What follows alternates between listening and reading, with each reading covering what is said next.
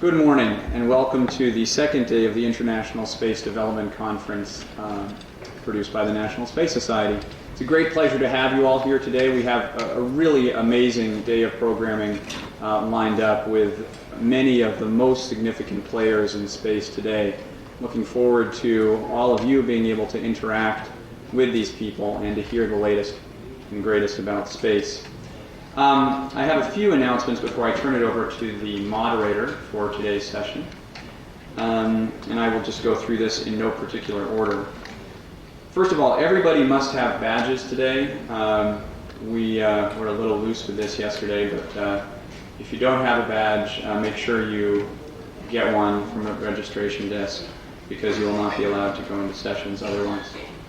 Second of all, we have a few tickets left for tonight's dinner with Dr. Robert Mitchell, who's going to be talking about the latest results from Saturn. Dr. Mitchell was the program manager for the Cassini mission, and we'll be talking in particular about some of the new findings about the Guardian moons, which is just very fresh, I think, last week. So that should be very interesting. Also tonight are the chapter awards, one of the traditional highlights of all ISDC conferences. Showcasing sort of the local leaders of the National Space Society. So I encourage you to make sure you come for that if you can. A couple of other announcements. Tickets for 2006, or rather registrations for 2006 conference will be available from the registration desk starting at noon today. This, of course, is the Space Summit that will be sponsored by both the National Space Society and the Planetary Society. A very big announcement was made on that yesterday, and we're very much looking forward to working with Planetary to make really quite a significant event. Videos are available for several of the sessions, and they are available out in the main lobby area.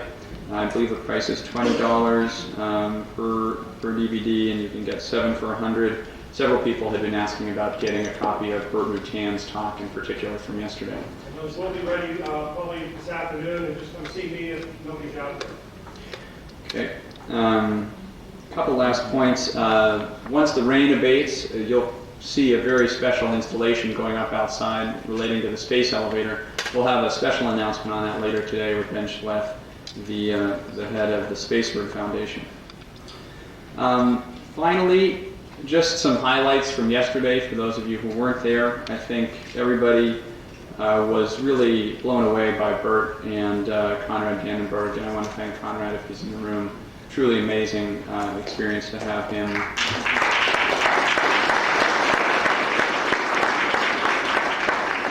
To have Conrad honor us with his presence. It was an amazing presentation, and I know that Burt was very touched. The new Centennial Challenge that was announced yesterday, really big news from a space development perspective, very important, and I think we were very honored to have them announce that here at the conference. With that, I am going to turn it over to Armond Musey, the president of Near Earth LLC. Armond was and is really a giant on Wall Street concerning space companies, and really brings a tremendous amount of insight into space businesses, real space businesses, and that's why we asked him to moderate this session. I will leave all introductions and content matter to Armond, so please join me in welcoming Armond Musey.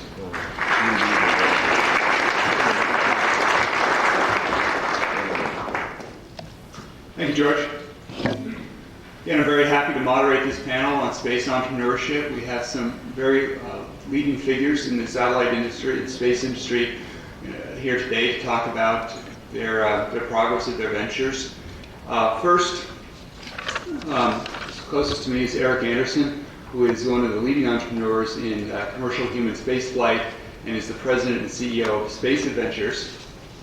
Next to Eric is Lon Levin. Lon has a very distinguished career as well, having been a co-founder of XM Satellite Radio, and now he is with Mobile Satellite Ventures, where he's a vice president in charge of domestic and international strategic planning. Next Next to Lon is Jim Masser, who is the president and general manager of Sea Launch, which is quite an exciting project, which has been very significant in terms of lowering launch costs. And next to Jim, we have David Gump, who is the president of Transformational Space Corporation, which won a NASA contract to design an overall lunar exploration and architecture project. He's previously president of Lunar Corp. Why don't we start by giving each panelist a couple of minutes to talking more in depth about their background and their company and where they're headed. And why don't we start with David?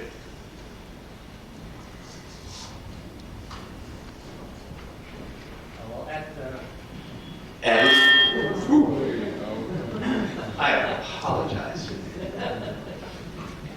Well, at Lunacorp, we were selling lunar orbiter projects on a commercial basis back when the first President Bush announced the return to the moon. That announcement probably killed our business. We weren't able to work with NASA to do it on a cooperative basis. So when the second President Bush announced that we're going back to the moon, we decided, among us, several of the entrepreneurs, that perhaps influencing the policy so that it would be receptive to... Closer? A little closer. Okay.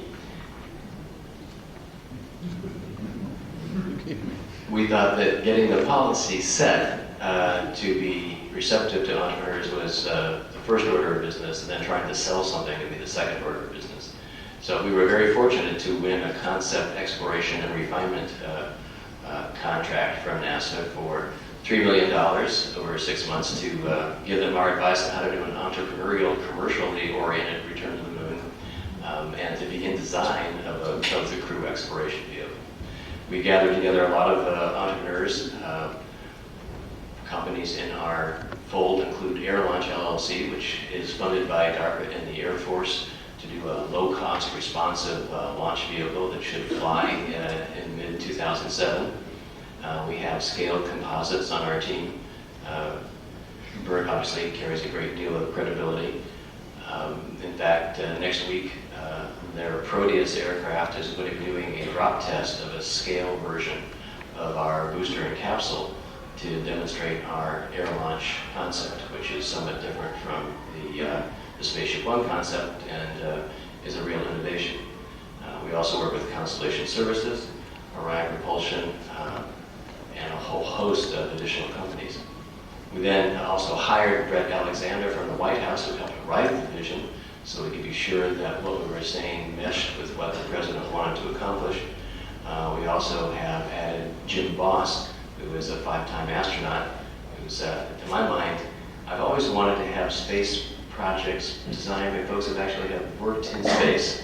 And since Jim has done both shuttle and Soyuz and space station, he has a great deal of on-hand knowledge about that.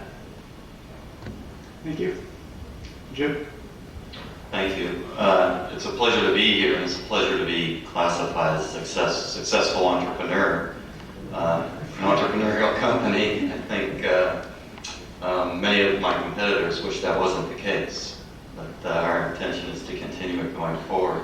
Sea Launch is an international partnership that provides cost-effective and reliable launches for commercial communication satellites to GTO. And in fact, just in April, we launched the heaviest commercial communication satellite ever launched at a little over 6,000 kilograms. And what we do is our international partners are American, Russian, Ukrainian, and Norwegian, and we're based in Long Beach, California, and we take a 3-stage LOX kerosene rocket out to the equator and launch due east on a converted oil drilling platform. So it was a pretty unique idea when we came up with it in 1995. We're celebrating 10 years of operations this month. 10 years as a company, 6 years of operations. And it's kind of hard to describe, so I'm hoping Jessica could just tee up a few of our launches so you can see what it is we do. Jessica, do we have the video?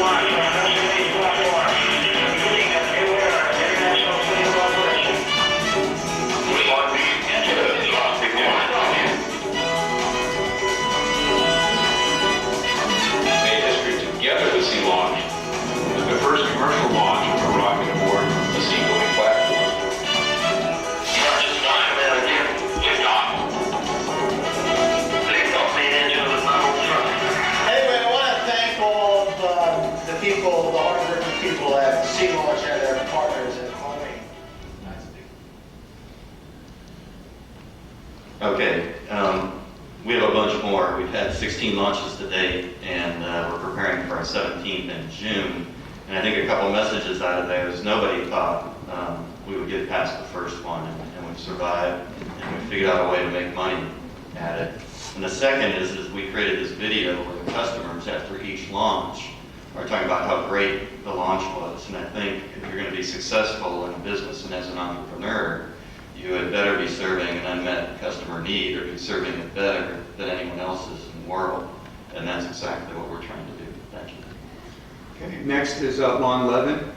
Due to the regulatory sensitivity of his company, he's asked that if there's any press in the audience that he not be quoted directly, though he will be available afterward to speak directly to the press. Thank you, Armond. First, let me thank the National Space Society for the privilege to be on this panel, and this is quite a distinguished panel, and I'm flattered to be included with these gentlemen. My talk today, I want to focus on the fact that we are in a new era of space entrepreneurialism, and from my perspective, the new era is space-based consumer electronics products. It's come upon us slowly, but now that it's here, we don't even notice to some extent. Because now we have, from satellite television as a consumer electronics product, satellite radio, navigation systems that we now take for granted, which you can go buy in Best Buy. And with the new company I'm involved in, Mobile Satellite Ventures, it's the next generation of wireless services.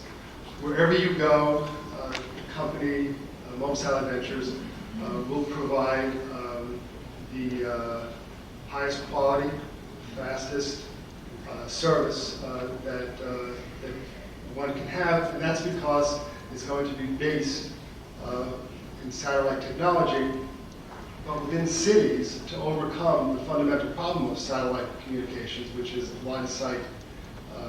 It's only a line of sight service and it gets blocked by buildings. We'll have terrestrial facilities in the cities so that when you're in a city, you will use a terrestrial facility, but then when you're outside of the cities, in rural, remote areas, or wherever you need to fill a gap, the satellites will do it.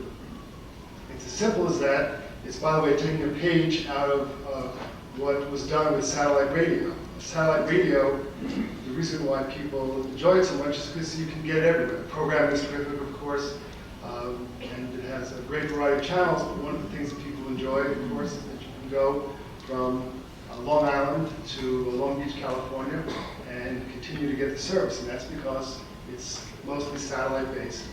But it has terrestrial repeaters in the cities to make sure that you continue to get the signal. By the way, at all these companies, even though they are satellite-based, and personally, part of my thrill in being in these businesses is that I can be part of the space community and the space entrepreneur community. The fact is, in these companies, the focus is not on space, but it's on just getting the consumers. But I think that that is the excitement at the end of the day of what we've accomplished, and that is that these are successful businesses based in space, and that is, at the end of the day, what we're all after. Eric? Thanks. Again, I'm Eric Anderson. I'm the CEO of Space Adventures. It's been nearly 8 years since we started Space Adventures, and which is shocking. But it's been an incredibly interesting and rewarding time to have done that. And I think we're right now poised in terms of commercial human spaceflight and space tourism for an incredible next 8 years. And there are going to be literally, in my prediction, more people who fly in space over the next 8 years than have flown in space to date, period. Probably a lot more. So anyway, Space Adventures, in terms of, I also, by the way, am flattered to be on this panel as a successful entrepreneur effort. We have focused to try to be successful on not only providing spaceflight experiences, but also providing space experiences on Earth in terms of zero-G flights and jet flights and training and simulators and things like that we could sell and provide to people while we were waiting for the actual vehicles to be built to provide space flights, and that was turned out to be a good strategy. So, that. Thank you. I think the real impressive thing about this panel is that we have successful entrepreneurs ranging from mass market, what Lon's looking at, to high net worth individuals doing space tourism, to serving the industrial market with launches, to serving NASA. So it's really the spectrum of the industry, all of which are showing successful examples of entrepreneurship.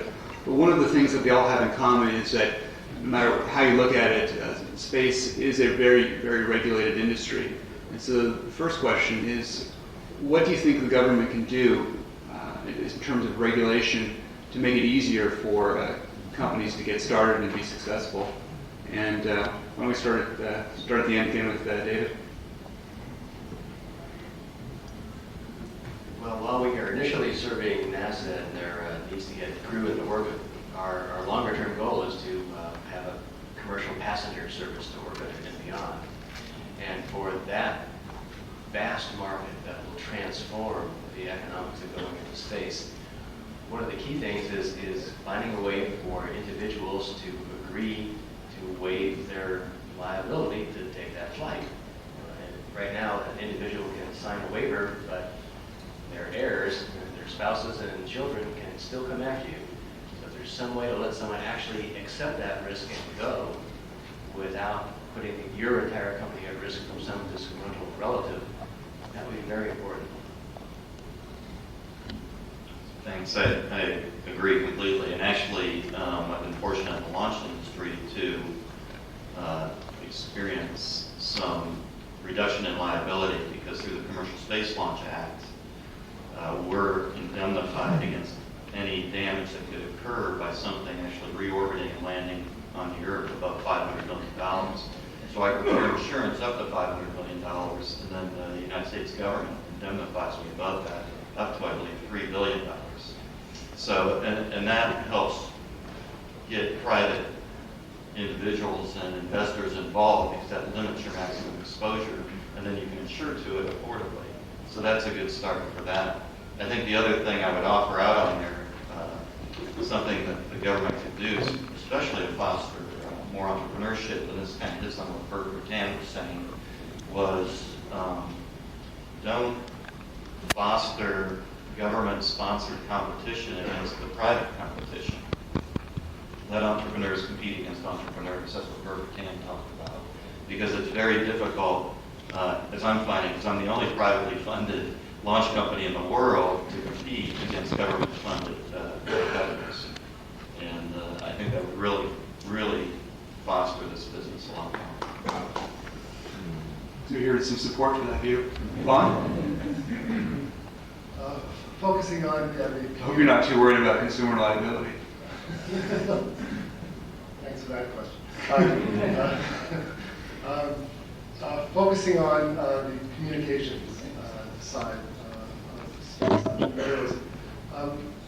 What the FCC has done in the past, but needs to do more, is understand and accept that part of its responsibility is to encourage space-based businesses, and in particular, of course, satellites in space. The FCC sometimes views itself as simply just the arbiter of spectrum, and sometimes it takes the view that it's not going to choose technologies. But at the end of the day, they are making choices. What needs to be factored in is that satellite businesses do have, to some extent, greater risk than just fundamental terrestrial business. And as a result of that, they need to make sure that they're nurturing the satellite industry. Not looking for anything special, just making sure that there is essentially sufficient spectrum for satellite-based businesses so that satellites can effectively compete against terrestrial systems as well. That, I think, is the thing that our government needs to make sure occurs, to make sure that there are more and more space-based communications businesses. In terms of commercial human spaceflight, I think there's really two things. The first, to echo what David said, is really to allow people to take their own risk. And I would say that it's very important over the next decade for the government to set a policy where people can be informed about the risks and understand the risks and prepare for the risks, but be allowed to take their own risks. Because it's going to take us that long to figure out exactly what the risks are over a period of time and how dangerous things are or how safe they become. And it would be problematic to not allow the consumers to be able to do that. The second thing is to, for the government and its various agencies to stay ahead of the curve in terms of setting a regulatory structure for new industries. Because one of the big problems is when you overcome the technical risk as a potential investor, and you can see that something is technically feasible, and you see that the market is there, and you've got a handle on the market risk, if the regulatory questions haven't been answered, then no investors are going to put their money into something to help develop new systems and new technology. So we're getting there, but there's still a lot of work to be done on that part, and they need to really stay ahead of the curve in order to make that happen for private companies. What do you think the ultimate potential is of space tourism? I mean, how many, when you say more people in the next 8 years than the last 30 years going to space, how many more? Well, how do you see this? There's literally been a dozen or more space tourism market studies that have been done over the last 10 years. Some of the people in this room have done some of them, and I would turn people to go back and look, for example, at the Futron study, or others that have shown that there could literally be thousands of people flying in space on suborbital vehicles over the next, annually, as we build up to that over the next few years. And so since there's only been 440 or so people who've ever been in space since 1961, it may not take too long to overcome that number. Can you pass the mic down to David? David, do you agree? And what kind of price points do you think we'll have to see this explosion in space tourism? Well, you hit upon a key element, the price point. I was involved in feeding money to Lance Bass to try to get him up to the space station. And at a $20 million ticket price, even major cable networks were just unable to pull the trigger. They just shied away from even being part of the $20 million price. When you look at the consumer market, there are perhaps 6,000 to 8,000 people on the entire planet who can afford that price. So we hope that our initial flights for passengers will be about 5 million. And at that level, you have 30,000 to 100,000 people on the planet who can afford the price. And as you bring it down towards the $2 million range, it again expands quite greatly. It's a quickly expanding pool of people as you bring the price point down. When you say people who can afford it, does that mean people who could liquidate all of their net worth for 30 minutes in space? Or what does that mean? Who can afford $2 million to do a short space flight? Well, I'm not that good a salesman, we're talking about people who if they spent 1.5% to 5% of their net worth, I mean, they've got to be motivated. That's the pool you're drawing from. So at the rarefied level of the Soyuz seat, as Eric and others have found, it's a small group of folks who can actually do that. And so the key thing, again, is not technology, but bringing that price point down by any means necessary. Okay. Should we talk to Jim, and you can talk to us a little bit about bringing price points down, because he's done it to a certain extent in terms of bringing launch prices down, but what's going to bring prices down further in terms of access to space? Well, I guess I would start off with when we were formed in 95 and up through probably 96, 97, 98, people were paying in excess of $100 million for 4,000 kilograms of orbit. So that's about $25,000 a kilogram. Today, people are paying around 65, $70 million, and that's being generous for 6,000 kilograms of orbit. So in the course of about 7 or 8 years, the price for a launch has dropped by more than half. But what we haven't seen is a price elasticity of demand. So the price is half, assuming there'd be a whole bunch of people coming in. The reason we all entered the market is we thought it'd be a whole bunch of launches for these little LEO systems, Global Star and Meridian. They all went away. And now we have a bunch of us competing for a limited number of customers. And that's really what's driven the price point down. So I would argue that increased competition is not going to bring prices down further. It's going to have to be to find additional ways to reduce the cost of getting to orbit. And those are some of the things we're looking at. But, there isn't anything radical in there. Elon Musk, we'll hear from him at lunch today. He's still using the basic physics and materials that we're all using. He's addressing a different niche. Now, he believes he can expand up to about 4,000 kilograms to market. And I hope he's successful in doing so. I think he can do it at a lower cost than the people providing that today. To get 6,000 kilograms or higher in orbit, it's going to take some significant improvements in either propulsion materials. Is that going to come from the expendable side, or is it going to come from the reusable launch vehicles? What's going to take the price down? Well, I think ultimately everybody's always believed that reusables will provide a more effective, cost-effective launch to orbit, because you're basically reusing materials that we're throwing away. And I think the best way to start off is you got to start out with a multi-stage system where maybe only one of the stages is reusable, and then ultimately get to a fully reusable system. That's what's really going to happen. But so far, we have not seen the materials and propulsion technology develop. Lon, David was talking about getting down to a $5 million price point and then maybe a $2 million price point. I think you're looking at some considerably lower price points for some of your mass market products. But no matter what you look at in the satellite industry, it seems that things do take off as price points get lower. How do you see, particularly for mobile telephony, how do you see the price points getting down to where they can become competitive? And where do you see those price points having to be?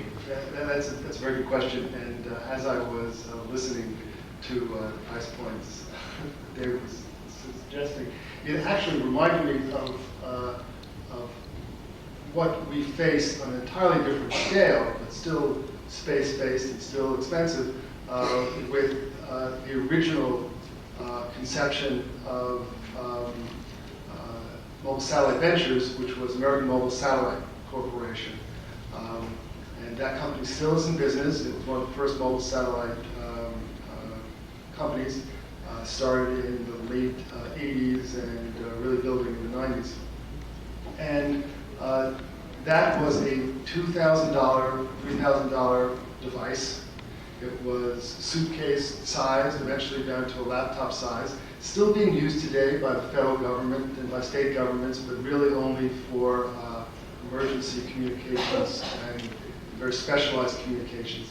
But the point is that the lesson learned there, as well as I think the lesson learned from the Iridiums and the Global Stars, is that there is, when people think of consumer electronics, they need to be consumer electronic prices as well as consumer electronic form and fit. So price points, very simply, if you're going to compete in the world of wireless telecommunications, well, you're going to have to offer something better, which we think we will, because wherever you go, you'll be able to get our service.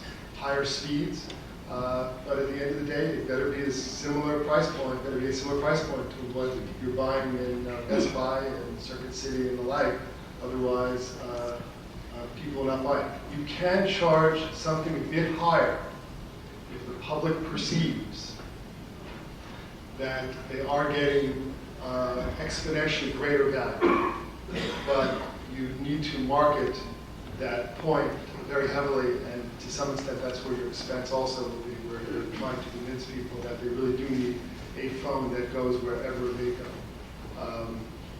Then it may have more enhanced features as well, but one of the greatest challenges is to get the public to understand that, in fact, they will get far greater value with these space-based products.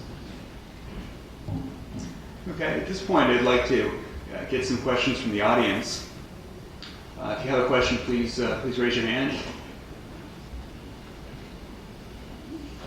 Yeah, some back there.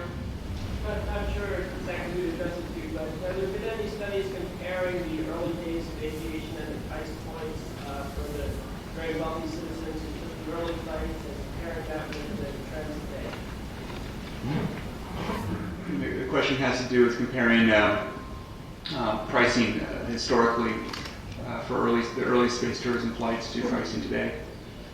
I don't know the answer to that question, but I've heard it said, and someone really should should go back and look at all this, that the price of a transatlantic ticket is soon, within 1 or 2 years after the first commercial services were offered in 1920 or 30 or whenever it was, would be in today's dollars, tens of thousands of dollars, somewhere near the price of what companies are talking about in terms of suborbital flight. I don't know if that's true. I've never checked, but I don't know if there are any studies that have done that. But I've heard that said many times in places like this. David, do you have any? I don't think that early aviation ever got stuck in our price point of $20 million a seat. It's really hard to move out of that price point and start the expansion down. As Eric said, it's tens of thousands of dollars rather than 20 million.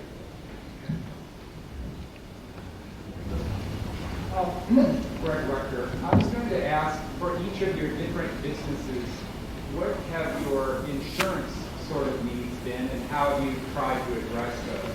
Just let me repeat the question for the tape. They wanted to have a quick summary of your insurance needs for the different segments that you're operating in. I guess let's maybe start with the two gentlemen in space tourism, which I think have had the biggest insurance challenges. Well, at the moment, our contractors carrying out our physical tests carry their own liability insurance, so that at the moment that's how we're handling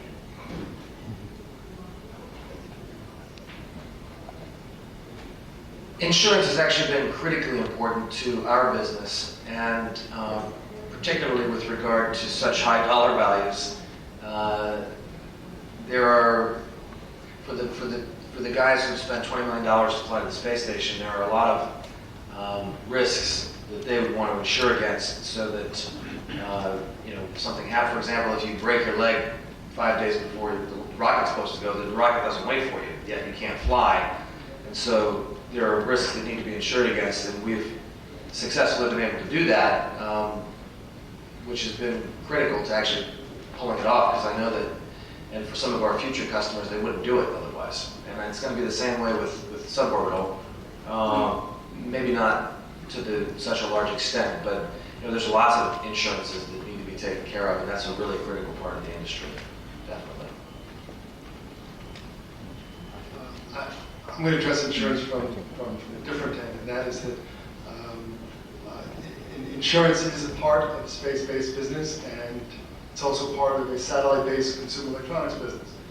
And the more successful, the more mounted launches that take place, the more success there is, the less insurance costs. And it's just, that's how it works. And so from the perspective of the person who's part of the, or part and works with companies that does space-based consumer electronics, we just have to keep on coming up with new ideas so that sea launches of the world can keep on launching and keep on building up their success rate so that insurance costs come down. Right, and I would say today, a lot of the panel are the most dramatically affected by insurance, and it's the third largest component of launching a satellite into orbit. The first being building the satellite itself, the second the launch, the third the insurance to cover it. And it is a tough situation because there aren't a lot of launches, there aren't a lot of satellites in orbit, so it's a relatively small portfolio. And I actually went to an insurance talk yesterday, and their average margins over the past 10 years have been 1.2%. So it's amazing they haven't all been fired yet. But obviously they want to raise prices even more. And what we're trying to do is demonstrate that being a very reliable system, at least try and distinguish ourselves to get lower rates for our customers. Our customers insure the launch and the satellite, and they can't get insurance beyond 1 year of operations actually today, and those rates are on the order of 25% of the total cost. So that is really a significant number up through the first year. In fact, I mentioned we launched the largest commercial communication satellite in April. That was for DirecTV, and they went completely uninsured. And luckily it worked. But that's the kind of level at, the kind of business plan expense you're looking at, and the kind of risk you may be willing to take, because it's such a huge contributor to your business plan.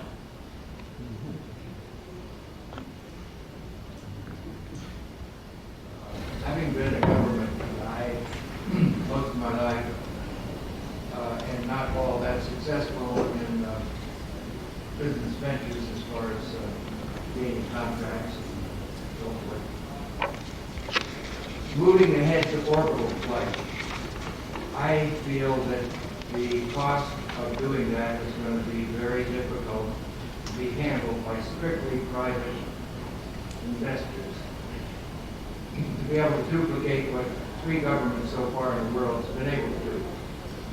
Since the government, in past ventures, in things like the railroads, the airmail, and others, has highly subsidized an industry, how do you feel about the government subsidizing the tourism industry for a period of time, and also allowing government assets to be used by entrepreneurial people to make up the difference, realizing that some people may have approaches where this will be a very serious competition to them? Okay, let me just summarize the question, and that is, how do you feel about the government subsidizing space tourism, either directly with money or indirectly through use of their assets? Buzz, a good question. The governments are doing it right now, in that when we buy Soyuz flights, the $20 million that is paid to the Federal Space Agency, Russia, is not sufficient to purchase the entire rocket. The cost of the Soyuz is more than that. And so, for the flights that have happened so far and that will happen in the future, it's already happened. Orbital flight is so hard. There's so few flights per year, and things beyond orbit are even harder. So long as the government is not competing with the people selling it, that they're just the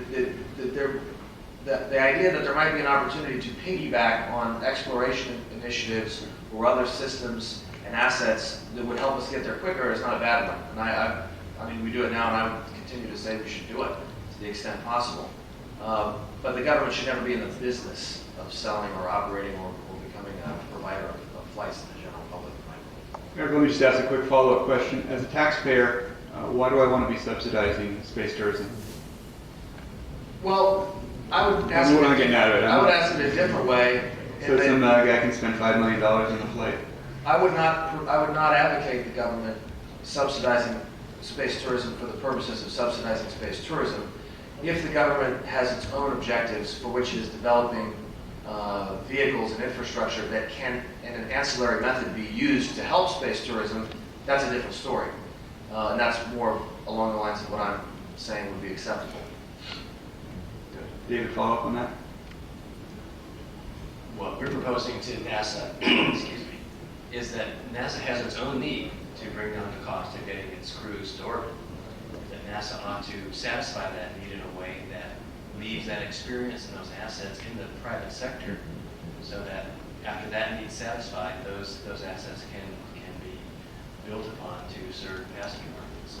So if NASA actually does what we propose, which is a fixed price contract to develop a very low cost way of getting their crews to orbit, and that they then agree to buy that on a service basis, it means we slowly transition from where we are now, which is basically a communistic launch system with state ownership, towards one where LEO is transitioned to the private sector. That the entity that goes into business first by virtue of a government development contract is operating a private vehicle. And if someone else comes up with a better private vehicle, the government then can switch its purchases of services to the other private vehicle. Whereas in the current situation, if the crew exploration vehicle is what NASA is using to get to orbit, anyone who wants to dislodge a government-owned system like that will have a much tougher time. So you're advocating something similar to the way most launch vehicles were developed, where the government is essentially subsidizing a company to develop it and then contracting for a certain number of launches, so to speak, and that those assets can be used in the private sector when the government no longer needs them or side by side with government needs.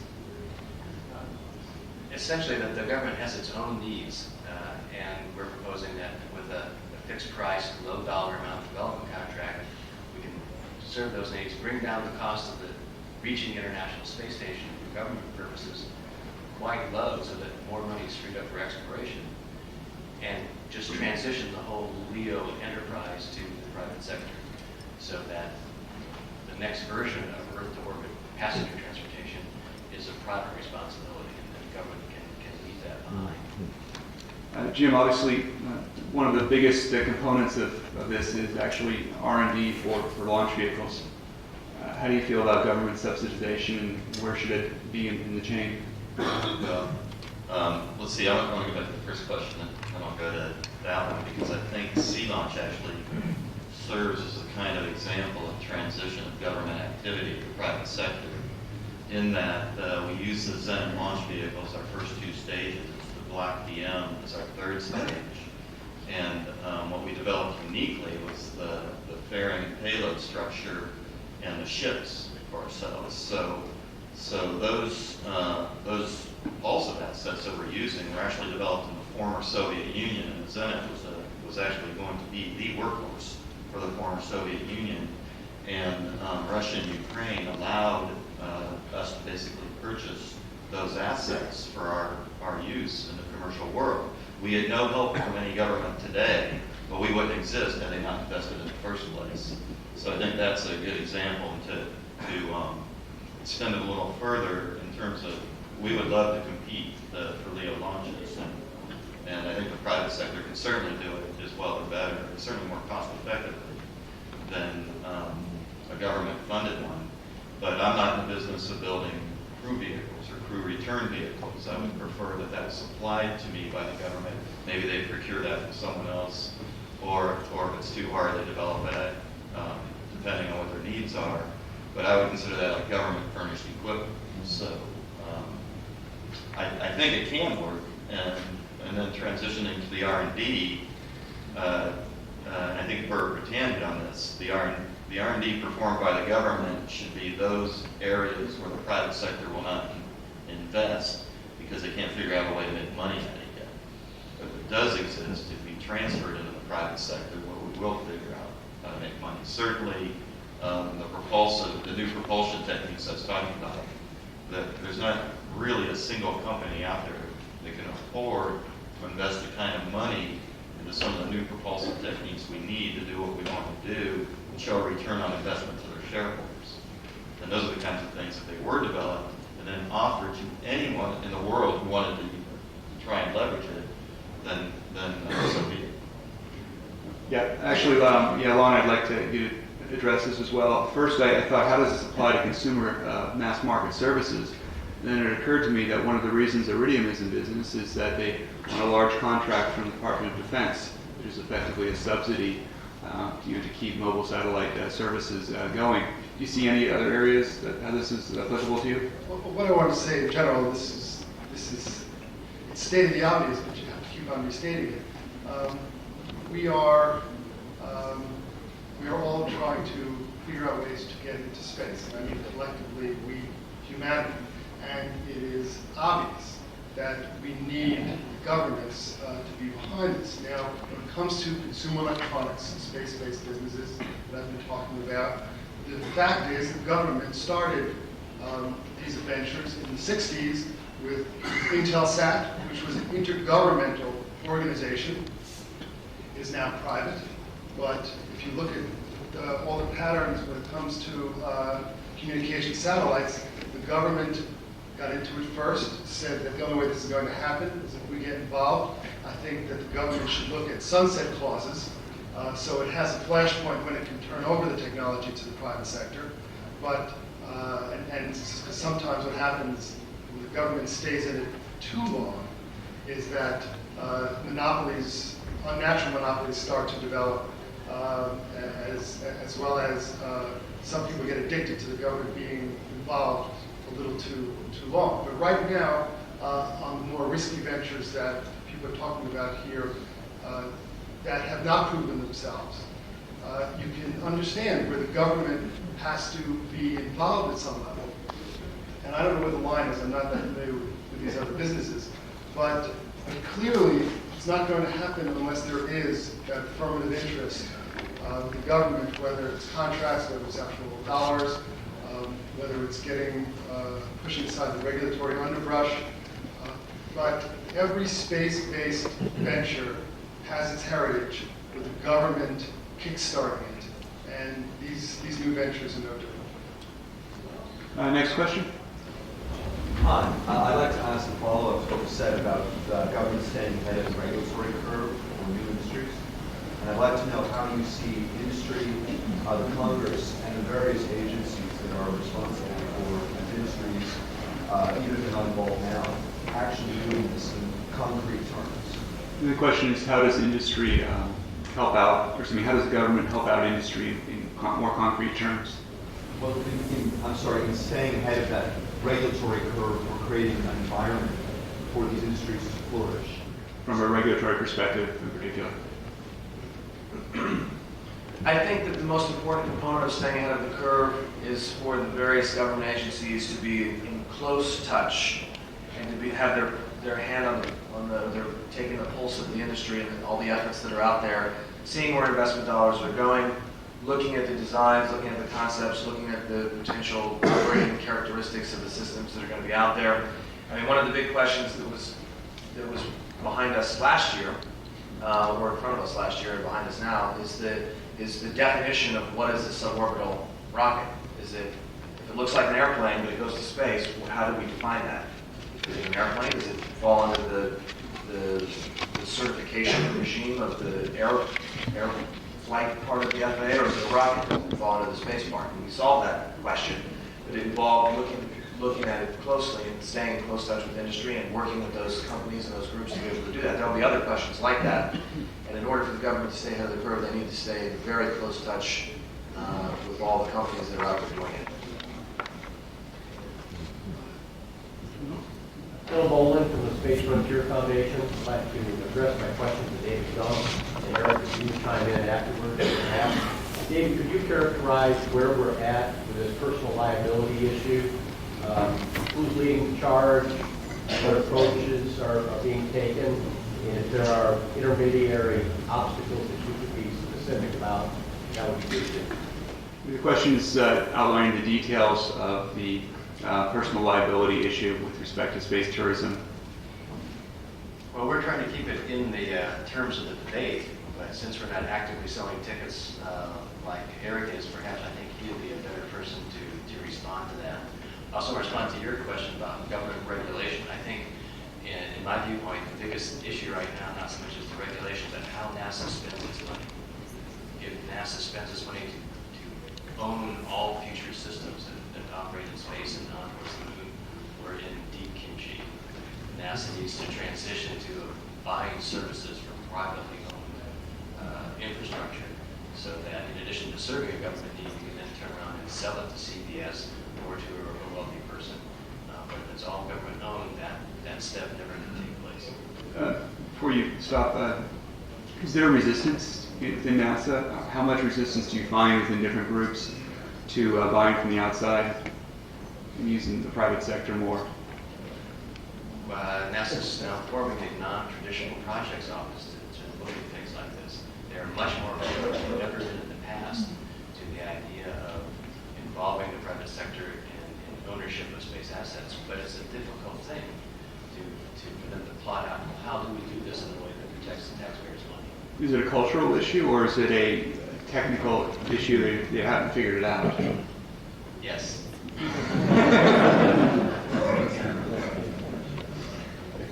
Eric? The issue is start with liability, personal liability, and where the fill us in on some of the details. Well, I think from my perspective that the liability issue fits right in with the risk acceptance issue and whether people should be allowed to take their own risk and under what circumstances. And rather than get too much into that, I think we should just focus on the idea, which is that it is very important for the industry today does not have it. The people who look at the industry are not able to quantify the risks, and they will not be able to quantify the risks until there's been many years of operation. And so during the formative period of time, before we understand the risks in a quantifiable way, the liability, the insurance, the risk, all those different issues need to be sort of dealt with in a broader sense, and people and companies and the people and all the groups doing this need to be able to undertake the effort in a learning way, so that we can come up with that philosophy and the right strategy and all the details over time. Well, let me just ask another way of looking at it. How does NASA deal with this? You know, when they have an astronaut on the shuttle who dies, how do you prevent the whole family from suing? Or when they have a non-government employee?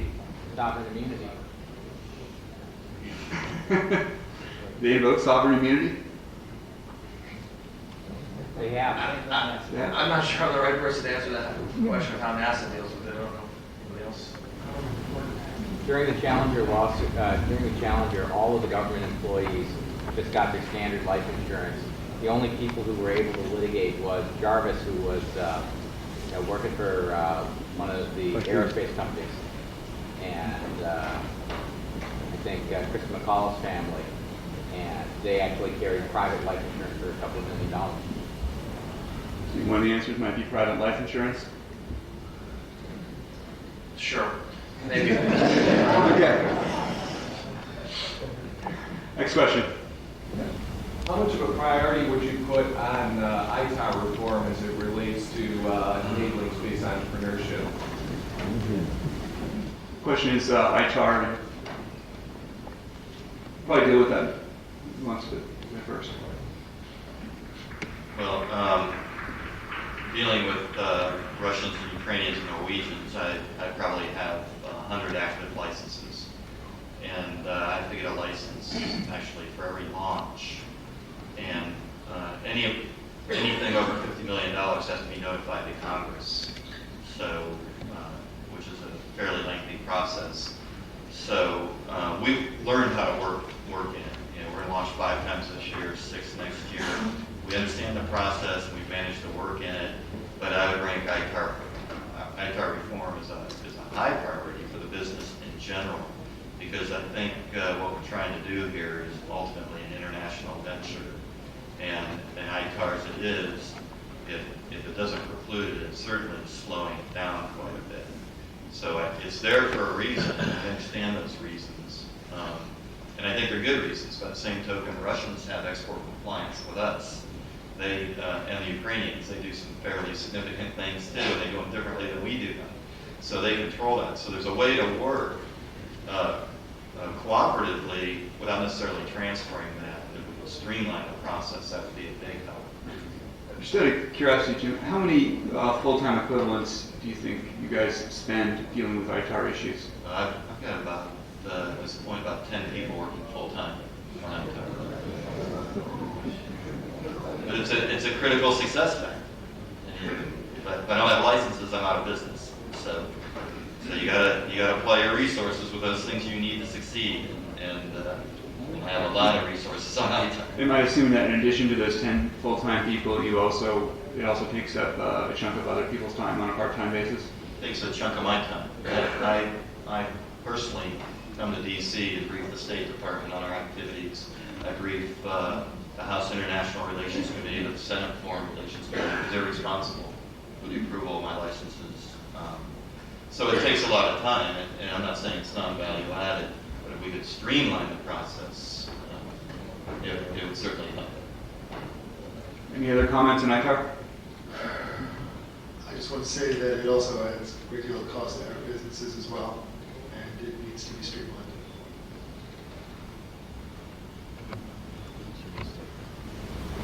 Prior to NASA, there was something called NACA, which did research for an emerging aircraft commercialization. And so I hear you talking about, someone mentioned here, new propulsive techniques, and that sounds like something the old NACA would do. Are there any other areas that you think would fit in that category? The question has to do with new propulsive techniques and